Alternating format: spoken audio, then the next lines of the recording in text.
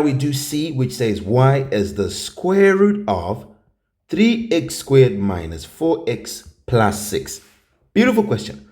Let's go and do the thing. So what is it that we have to do? Remember, we are just doing this form, y f of u g of x. In other words, we're just going to let u be the inside function. That's just what it means.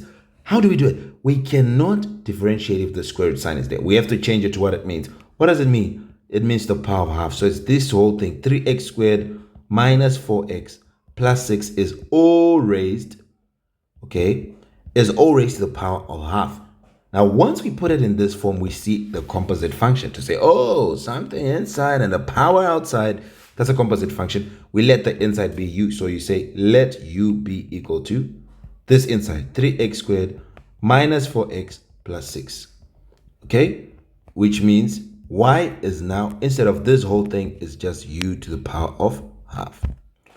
Now we can now say du dx. You can skip a line and say du dx will now be, we differentiate this. 2 multiplies 3 is 6, x to the power of 1, okay? Because the power reduces by 1. Then minus, derivative of 4x is just a 4. Plus 6, derivative of 6 is 0. All right, now we can, because it's a constant, derivative of a constant is nothing. Now we can then say dy du, the derivative of y with respect to u. What is it? It's something with the power, or it's just a polynomial. We use the power rule, drop down that power. So half comes down, it's u now, we subtract 1 from it. If you say open bracket, let me just do, if you want to subtract 1 from half, you say open bracket 1 over 2 close minus 1, okay? You say minus 1.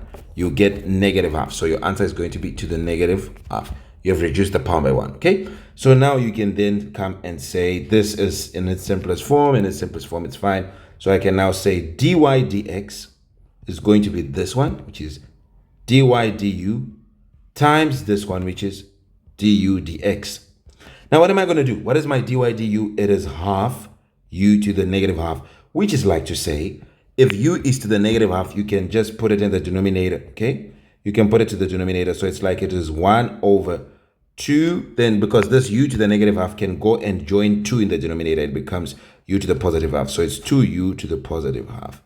And it's multiplying du dx, which is 6x minus 4. And this just becomes 1 over 2. 2 is multiplying the whole of u, which is this, is to the half in the denominator. So it's 3x squared minus 4x plus 6. It is to the positive half. And this is going to multiply 6x minus 4, which we can just put in the numerator now. So it's like we have 6x minus 4, and it's all over 2 multiplying this thing. We can now put it as root, okay? Because we now know that we have reached the final solution. When we reach the final solution, we take it back. We no longer use this power of half. We use it when we want to differentiate only. So now it will be 2 root 3x squared minus 4x plus 6.